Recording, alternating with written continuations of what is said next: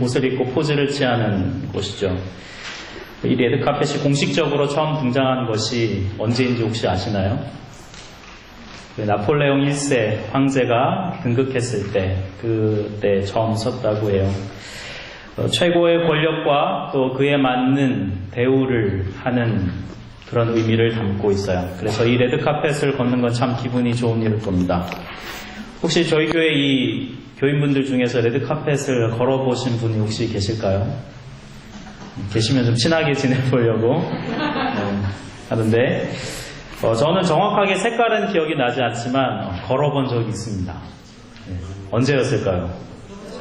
네, 잘 아시네요. 맞습니다. 결혼식 때 뭐 색깔도 기억이 안 나죠. 근데 정말 많은 사람이 그렇게 한꺼번에 사진도 찍어주고, 언제 제 인생에 한번 그렇게 스포트라이트 한번 받아보겠습니까? 박수 쳐주고 환영해주는 시간이죠.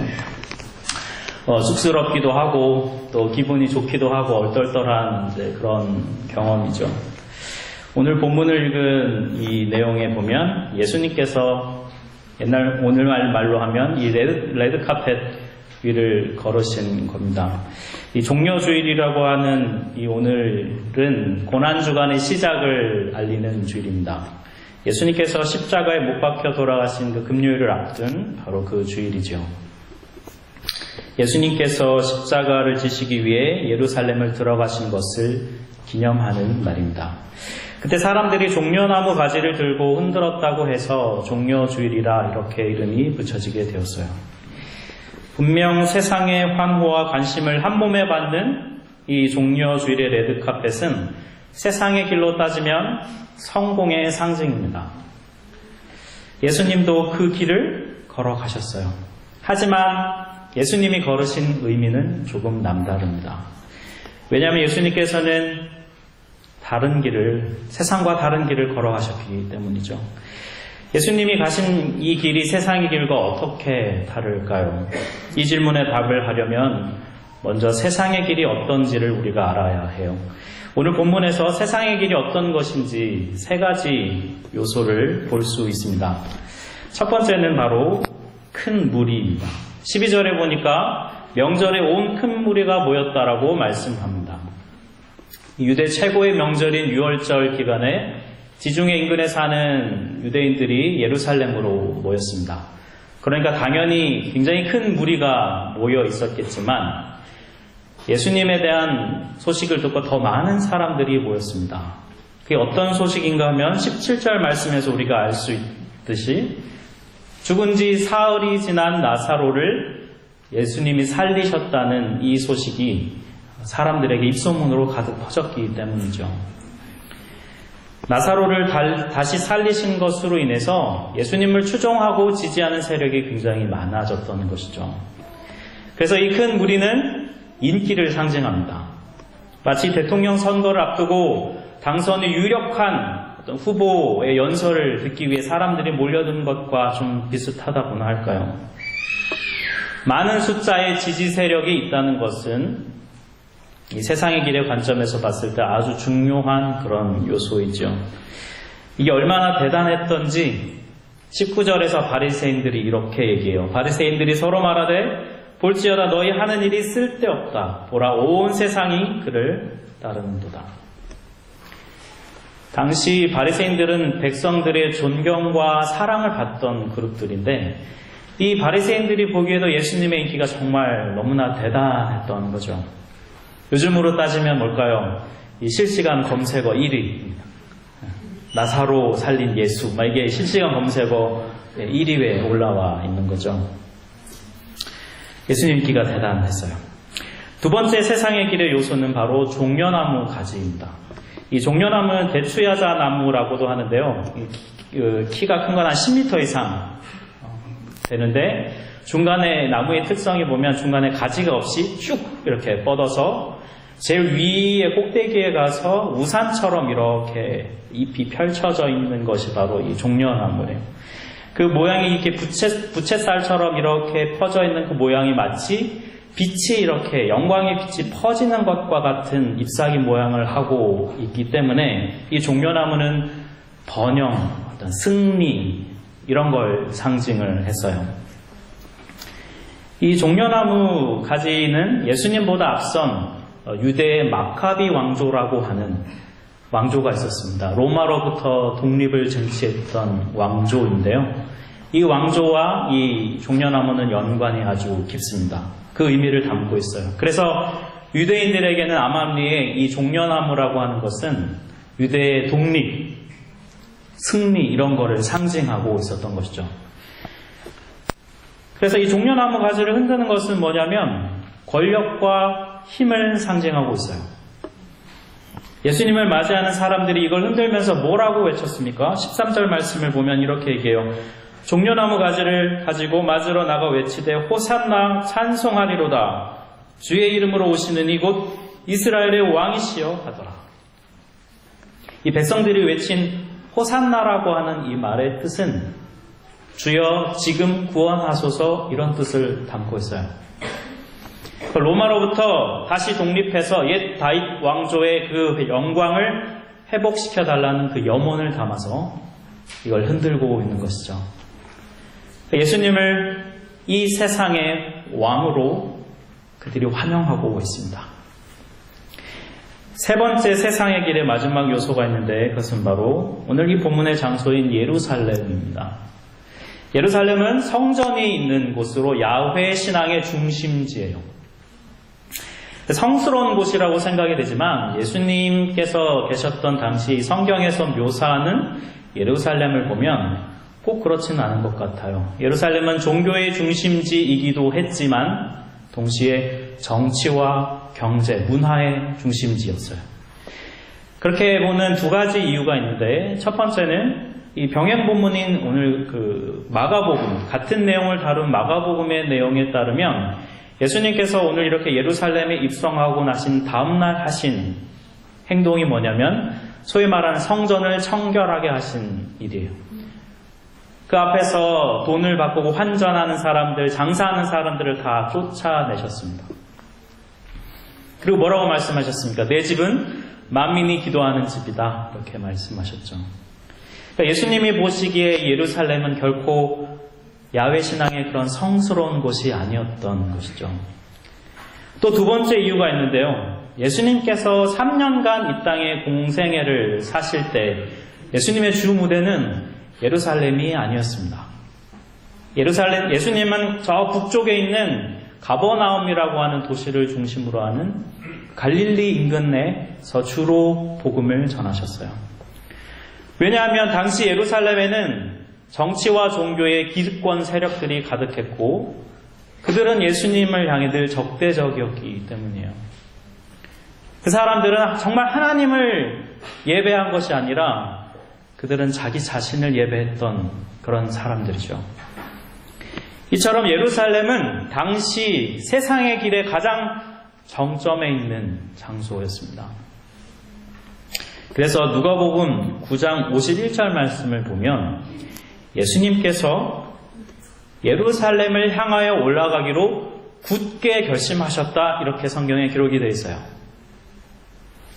십자가를 지시기 위해서 예수님은 세상 왕이 가는 길, 그 예루살렘을 향해서 예수님은 걸어가시기로 굳게 결심을 하셨다는 것이죠. 이처럼 예수님의 예루살렘 입성은 이 세상의 길의 관점에서 보면 너무나 완벽한 그 세상 왕으로서의 조건을 갖추고 있어요. 무리들은 이 세상의 길로 예수님을 끌어들이려고 했어요. 자신들이 걸어가고 있는 이 세상의 길의 가장 선두에 예수님을 모시려고 했어요. 하지만 예수님은 겉으로 보기엔 그 길을 간 것 같지만 예수님은 그 길로 가시지 않았습니다. 겉으로 보기에 이것은 이스라엘 왕의 행진이었을지는 모르지만 사실은 온 세상의 죄를 짊어지고 가시는 메시아의 죽음의 행진이었습니다. 그리고 그 길은 바로 겸손의 길이었습니다. 예수님께서 가신 이 그리스도의 길을 겸손의 길이라고 말씀드리는 이유가 있어요. 14절 말씀을 보면 이렇게 말씀해요. 예수는 한 어린 나귀를 보고 타셨다. 이 같은 내용을 다룬 이 다른 공감 복음서의 내용을 보면 예수님께서 의도적으로 어린 나귀를 타셨다는 걸 알 수 있어요. 제자들에게 나귀를 준비하도록 시키셨죠.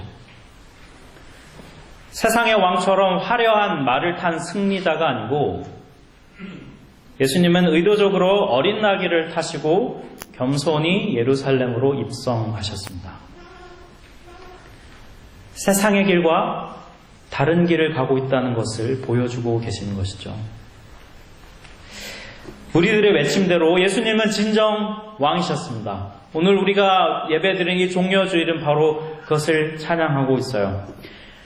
사실 예수님은 화려한 말을 타고 예루살렘 입성하시기에 충분한 권력과 충분한 힘과 권위와 지위를 가지신 그런 분이시죠.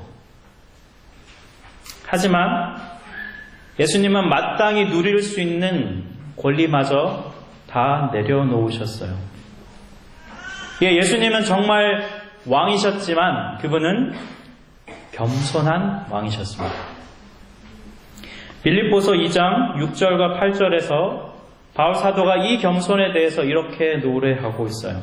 새 번역본에서 이렇게 얘기합니다. 그는 하나님의 모습을 지니셨으나 하나님과 동등함을 당연하게 생각하지 않으시고 오히려 자기를 비워서 종의 모습을 취하시고 사람과 같이 되셨습니다. 그는 사람의 모양으로 나타나셔서 자기를 낮추시고 죽기까지 순종하셨으니 곧 십자가에서 죽기까지 하셨습니다. 아멘. 예수님은 자신을 환영하는 세상의 환호 속에서도 자신의 길을 잃어버리시지 않으셨어요. 세상의 요구와 유혹이 있어도 예수님은 흔들리지 않으셨습니다. 세상이 계속해서 자기 길로 오라고, 우리의 제일 앞자리에 앉으라고 얘기해도요, 예수님은 묵묵히 자신의 길을 가셨어요. 우리가 찬양하고 경배하는 이유가 바로 여기에 있습니다. 예수께서 왜 자신의 권리를 포기하셔야 했나요? 예수님은 왜 하나님과 동등된 분이심에도 불구하고 그 동등됨을 취할 것을 여기지 않으시고 스스로 그 자리를 내팽겨치신 이유가 도대체 무엇인가요? 바로 우리를 살리기 위해서입니다. 나 때문에 그분은 자기의 권리를 버리고 겸손을 선택하셨습니다. 당신의 권위보다 우리의 생명을 더 소중하게 생각하셨다는 거예요. 어린 나귀를 타지 않아도 되고요. 십자가를 굳이 지지 않아도 될 것 같은 그분이 그걸 선택하신 이유는 바로 나를 사랑하시기 때문이에요. 사랑 때문에 선택하신 이 겸손의 길, 이게 바로 그리스도의 길입니다.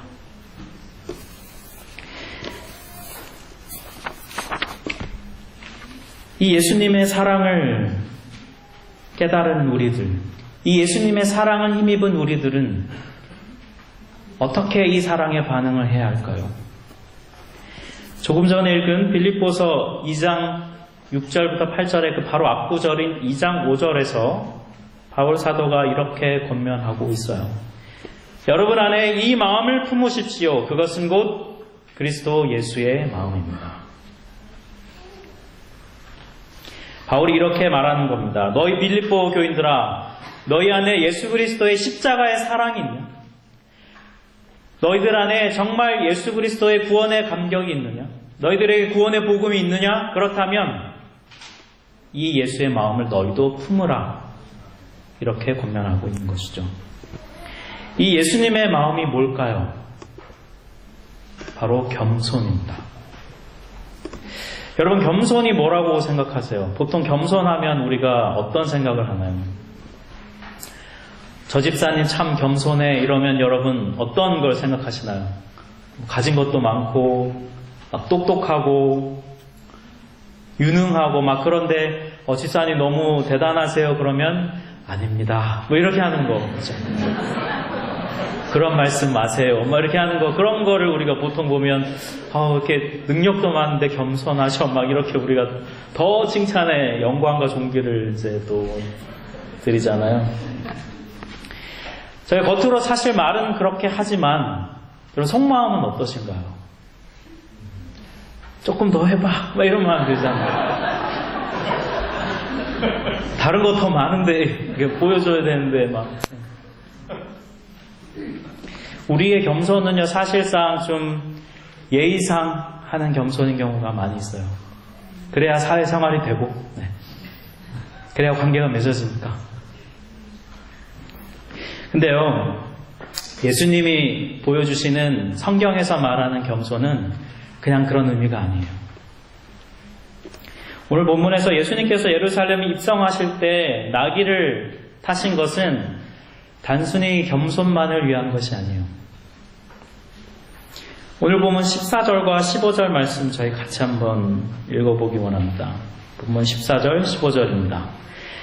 예수는 한 어린 나귀를 보고 타시니 이는 기록된 바 시온 딸아 두려워하지 말라 보라 너의 왕이 나귀 새끼를 타고 오신다 함과 같더라. 아멘. 15절에서 보면 예수님께서 어린 나귀를 타신 이유에 대해서 말씀하고 있어요. 보니까 예수님이 어린 나귀를 타신 이유는 구약의 말씀을 이루시기 위해서 어린 나귀를 타셨다고 말씀해요.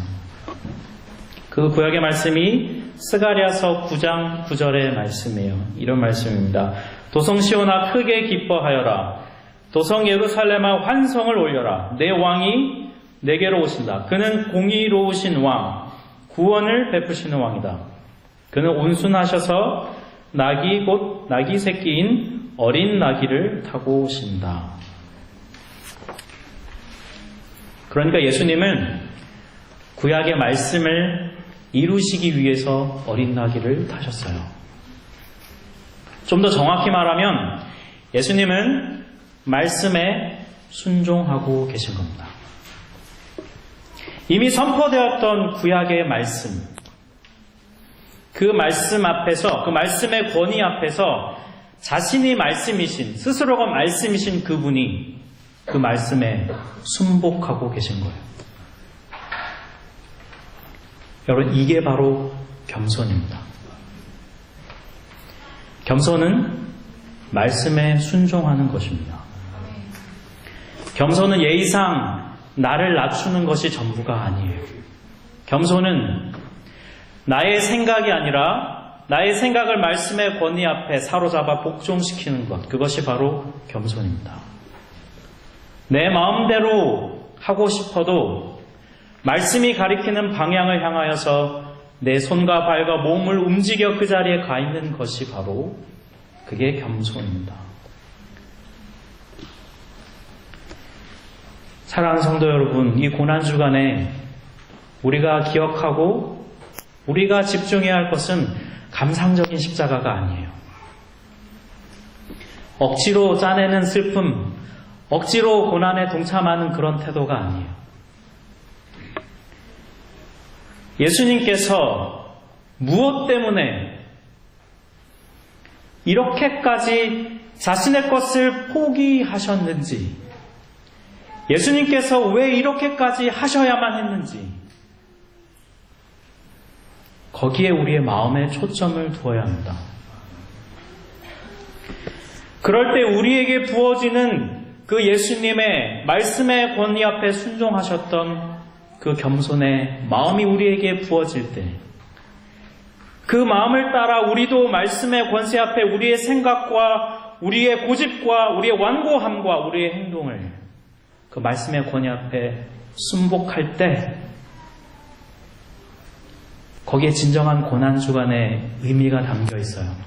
거기에 진짜 예수님의 고난을 따라가는 제자들의 삶이 거기에 있습니다.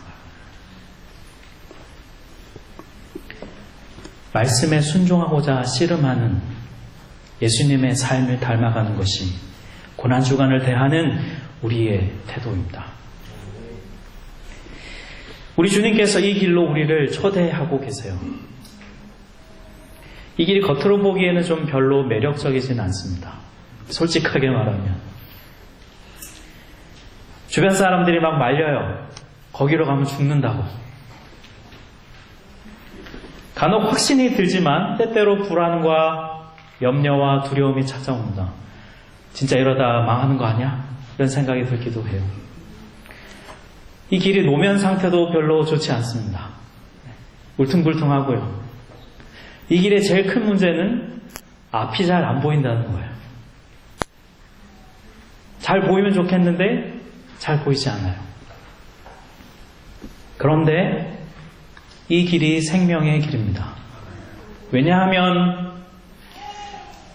생명 대신 예수께서 먼저 가신 길이기 때문입니다. 말씀에 순종함으로 겸손을 보이신 그리스도의 길, 이 길로 주님이 우리를 부르고 계세요. 이 길에 많은 사람들의 환호성과 박수 소리는 없어요.